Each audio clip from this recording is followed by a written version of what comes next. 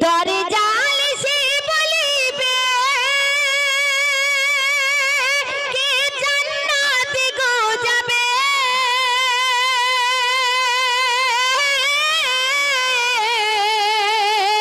আমি তোমাদের খোদা, আমি তোমাদের খোদা, চিনে নাও না আমাকে,